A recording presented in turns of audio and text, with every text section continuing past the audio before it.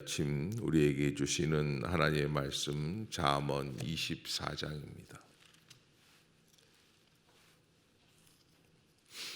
한 절씩 교독하겠습니다. 너는 악인의 형통함을 부러워하지 말며 그와 함께 있으려고도 하지도 말지어다.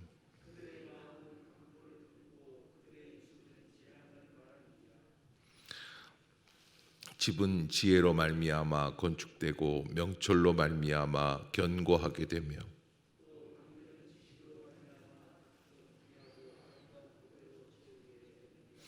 지혜 있는 자는 강하고 지식 있는 자는 힘을 더하나니 지혜는 너무 높아서 미련한 자가 미치지 못할 것이므로 그는 성문에서 입을 열지 못하느니라. 미련한 자의 생각은 죄요 거만한 자는 사람에게 미움을 받느니라.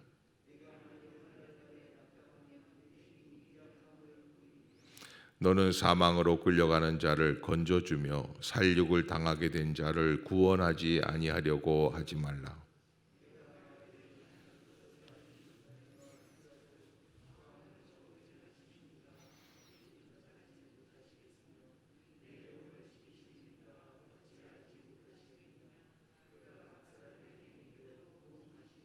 내 아들아 꿀을 먹으라 이것이 좋으니라. 송이 꿀을 먹으라 이것이 내 입에 다니라.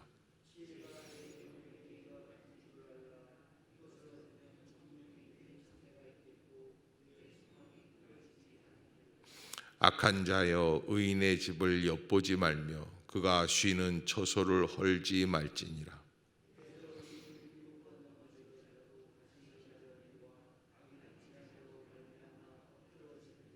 내 원수가 넘어질 때에 즐거워하지 말며 그가 엎드러질 때에 마음에 기뻐하지 말라.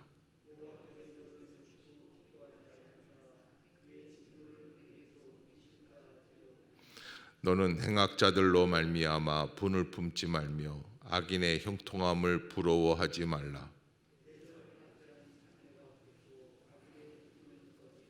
내 아들아 여호와와 왕을 경외하고 반역자와 더불어 사귀지 말라.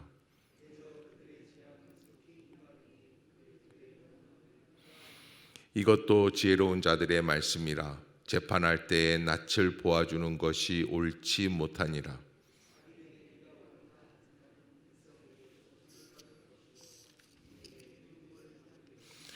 오직 그를 견책하는 자는 기쁨을 얻을 것이요 또 좋은 복을 받으리라. 내 일을 밖에서 다스리며 너를 위하여 밭에서 준비하고 그 후에 내 집을 세울지니라.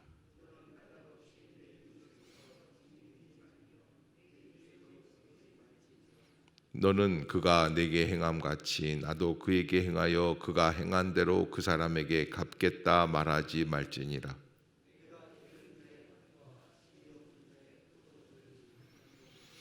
가시덤불이 그 전부에 퍼졌으며 그 지면이 거친 풀로 덮였고 돌담이 무너져 있기로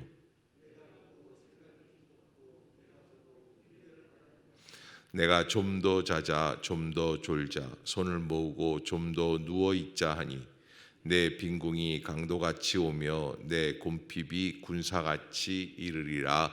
아멘. 할렐루야. 이 아침 죄전을 찾으신 여러분들에게 하나님의 은혜와 평강이 함께 하시기를 축복합니다. 오늘 잠언 24장 진정한 참된 지혜는 무엇인가, 이 세상은 무엇으로 구워 살아가는가라고 하는 것, 여기 오늘 본문에서는 악인의 형통함을 부러워하지 말라 이렇게 말씀을 하고 있는데요. 악인의 형통함이 어떤 것입니까? 쉬운 방법, 악한 방법으로 그 사람이 좋은 복을 받는 것 같은 그런 현상이죠. 그 현상을 부러워하지 말라고 하는 거예요. 그러면 우리가 살아가는 일에 있어서 참된 지혜는 무엇인가?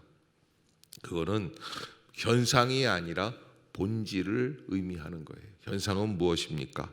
봄이 왔습니다. 봄이 와서 꽃이 핍니다. 그러나 꽃이 필 때 어떤 일이 있습니까? 꽃샘추위가 갑자기 옵니다. 그러면 현상은 봄이에요, 겨울이에요? 겨울이죠. 그러나 분명한 것은 겨울은 지나갔다라고 하는 본질을 놓치면 안 된다는 이야기예요. 우리가 현상으로 말미암아 현상은 금방 끝납니다. 환경과 상황을 극복할 수 있는 본질을 추구할 수 있는 믿음이 되어야 할 것이다 라는 것을 우리들에게 알려주고 있습니다. 이 3절에 보면은 집은 지혜로 말미암아 건축되고 명철로 말미암아 견고하게 된다. 사실은 집을 짓는 거는 돌, 시멘트, 벽돌 이런 것들이겠죠. 그러나 그렇지가 않고 진정한 집을 짓기 위해서 본질은 뭐라는 거예요? 지혜로 감당할 수 있다는 거예요. 그러기에 깊이 생각해야 합니다. 깊은 본질을 추구할 수 있는 마음이 있어야지 됩니다.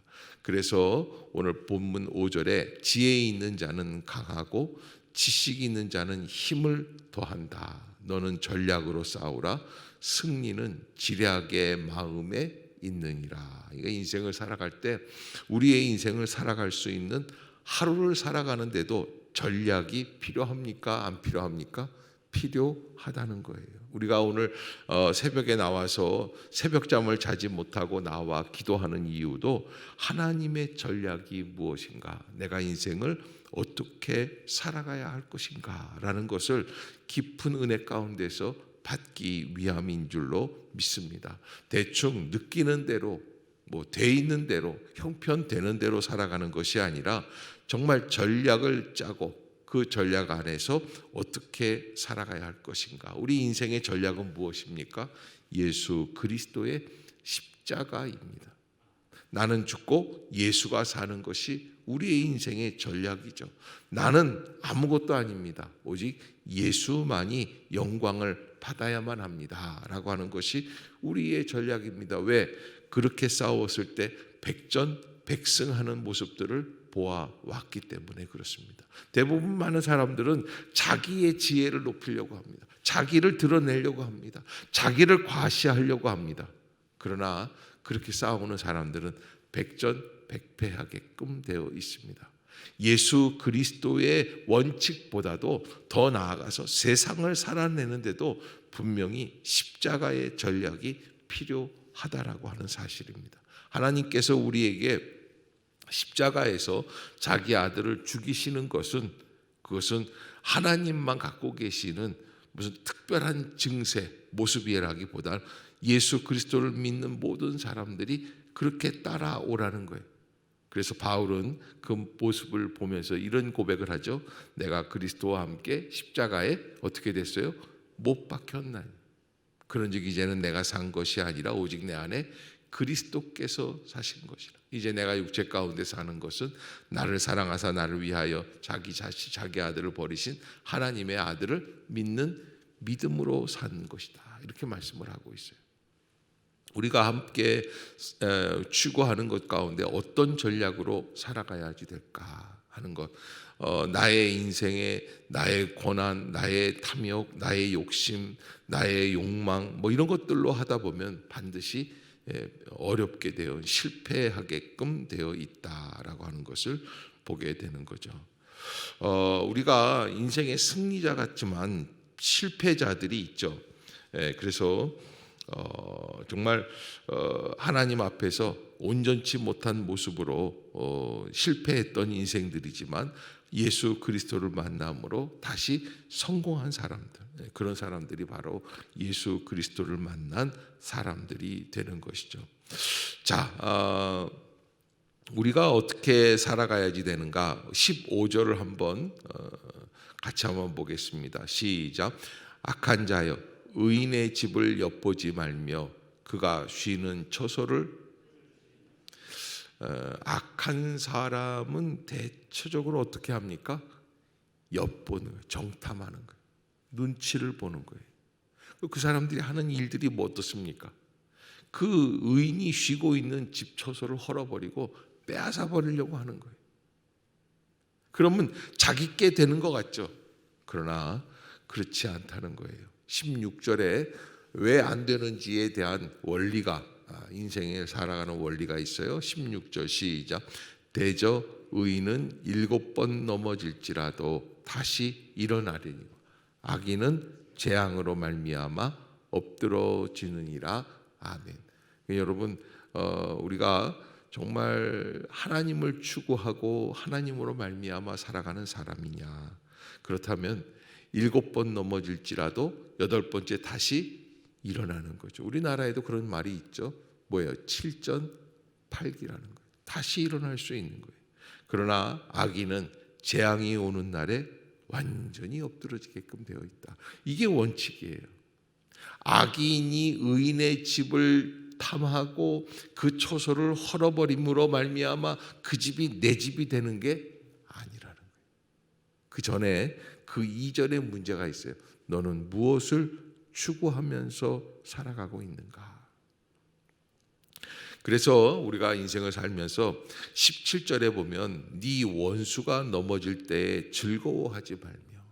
여러분, 좀 바라보는 게 좀 짧은 사람들은 자기를 미워하고 자기가 미워하는 사람들이 넘어지고 그러면 어떻게 합니까? 실패하면 은근히 좋아합니다. 그래서요, 사람들은 참 이상한 게 고속도로에서 사고가 나면은 차가 밀리게 되죠.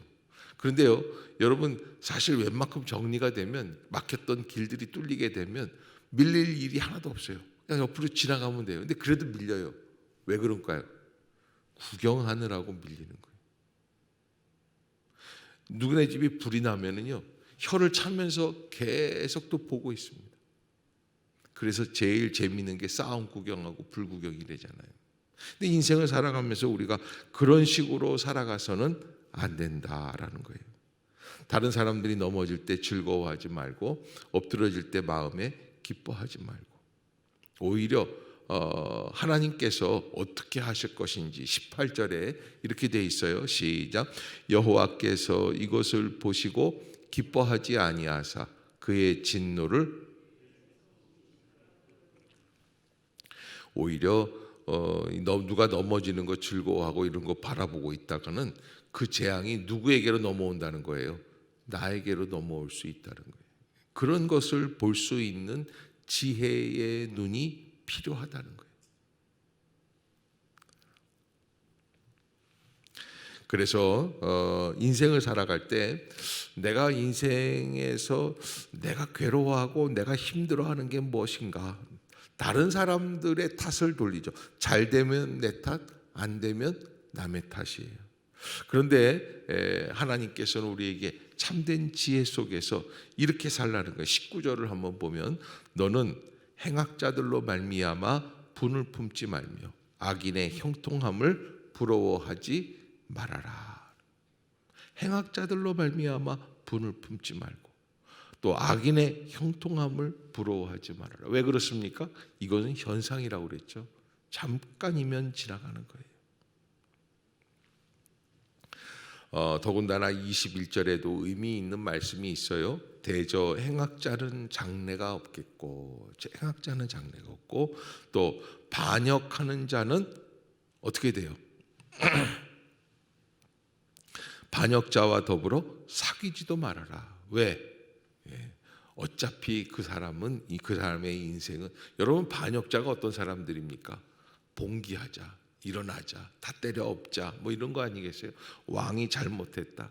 대단히 의로운 것 같아요. 용기 있는 것 같아요. 잘 될 것 같아요. 그러나 가만 보면은요, 성공한 확률보다 실패한 확률이 훨씬 더 많아요. 인생을 가만히 보면, 근데 미련한 사람은요, 뭐 누가 누굴 비판하고 판단하고 일어나자 뭐 막 이렇게 하면은요, 들썩들썩해요. 그래, 그게 옳은 것 같아요.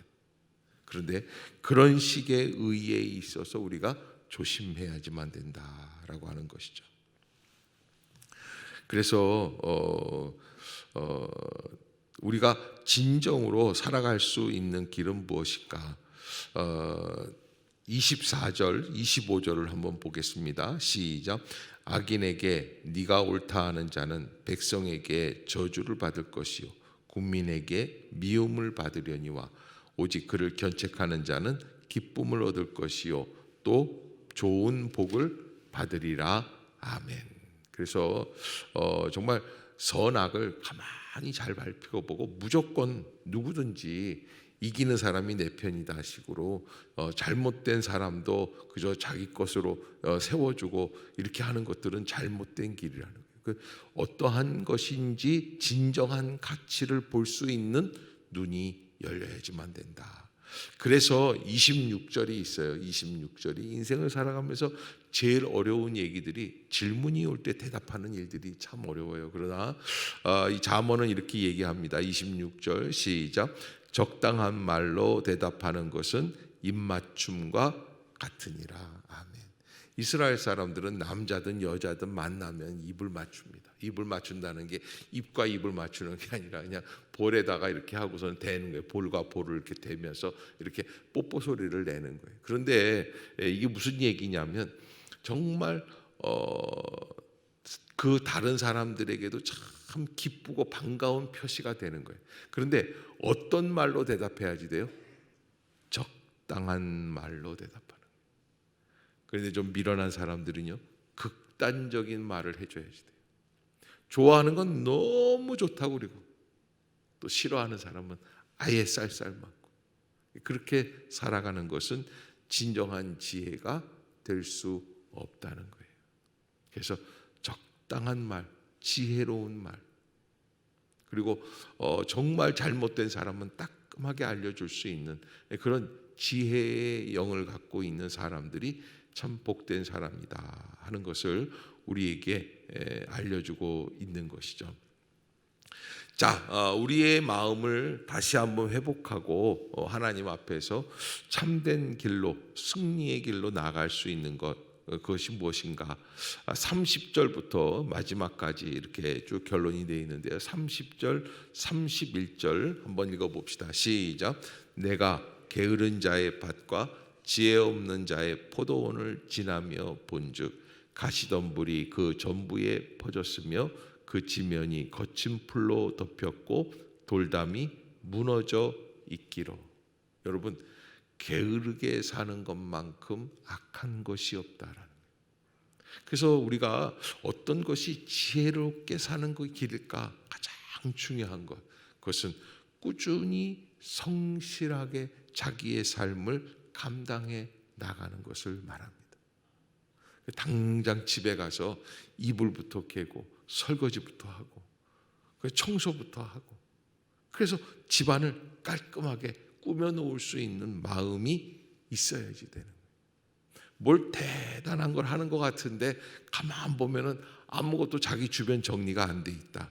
이것만큼 부족한 게 없어요. 그래서 제가 이렇게 신방을 가잖아요. 그러면 그 집 딱 들어가면서 신발 정리해 놓은 것만 봐도 그 집안의 지금 현재 스코어가 어떻게 되는지 딱 나온다는 거예요.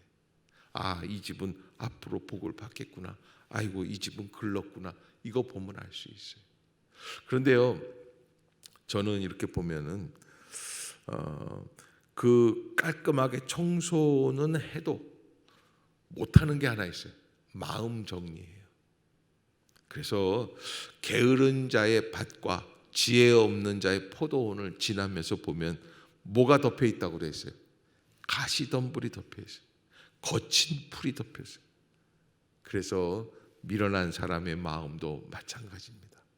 깔끔하게 정리 안 되고 항상 어수선해요. 그런 사람들은 말을 하는데 항상 횡설수설합니다.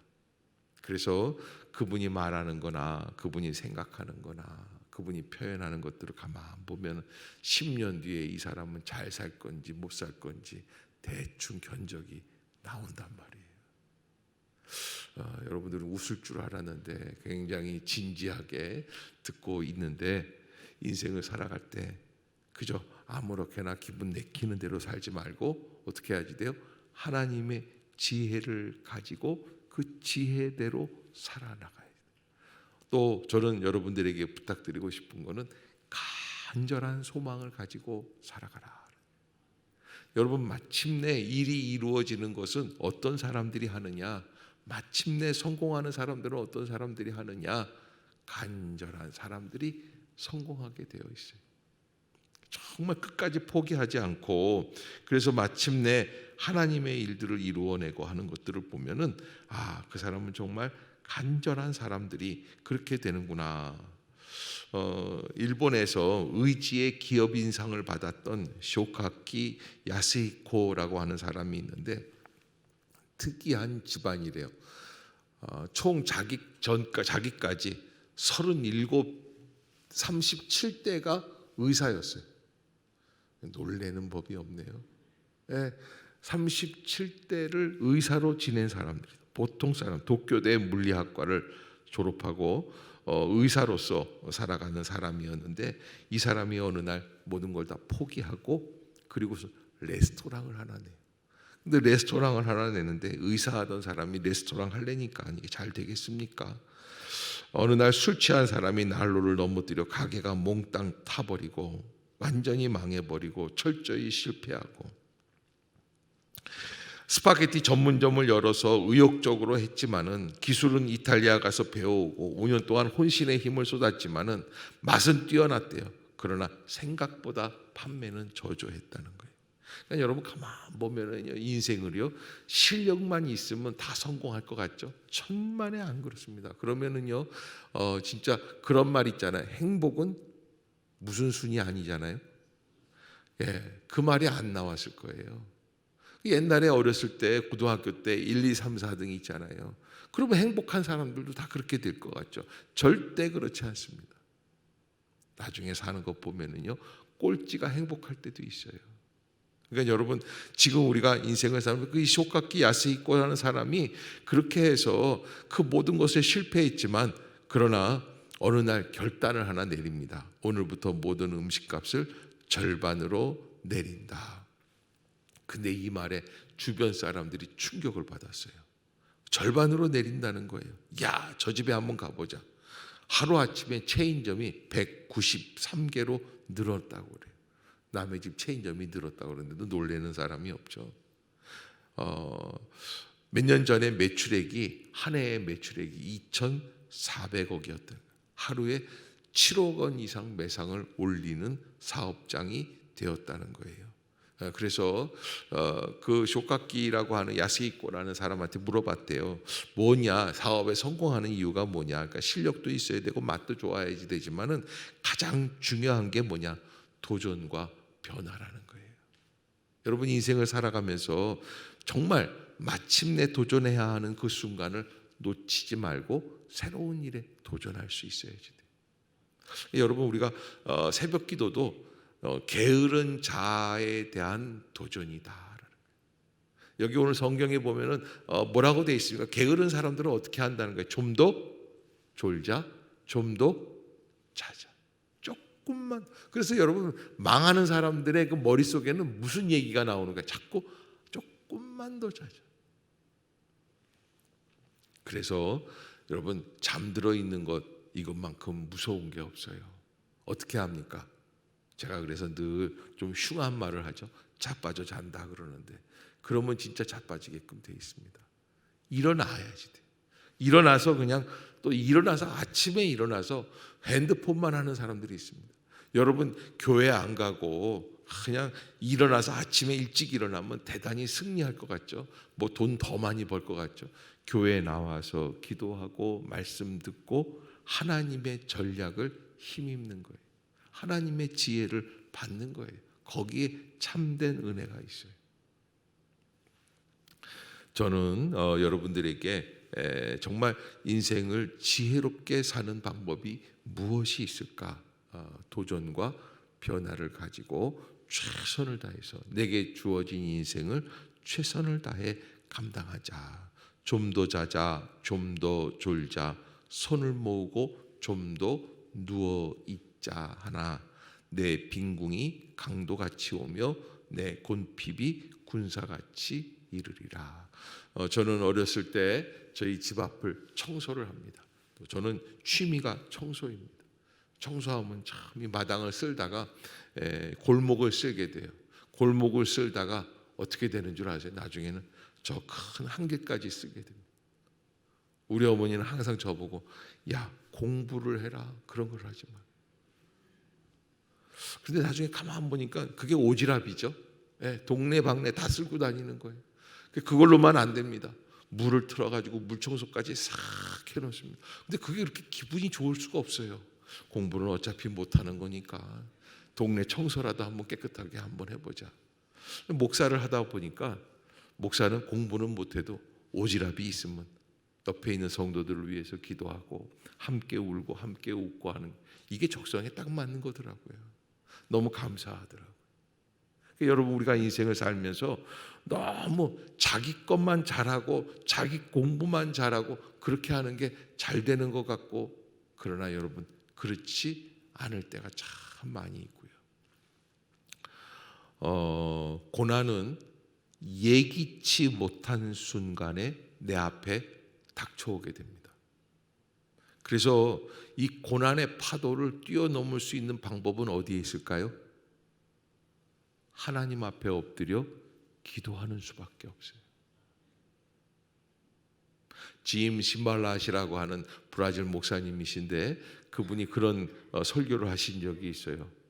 태풍이 몰아부딪힐 때에는 엎드려 기도하라. 뻣뻣이 서 있으면 날아가 버리고 만다는 거예요. 그래서 태풍 앞에서는 항상 겸손한 것이 축복이라는 거예요. 그러기에 사랑하는 성도 여러분, 새벽 기도에 나오셨으면 엎드려 기도하십시오. 하나님의 지혜를 구하십시오. 그것이 우리가 정말 살아갈 수 있는 길이라는 것 잊지 마시기를 주의 이름으로 축복합니다. 기도하겠습니다.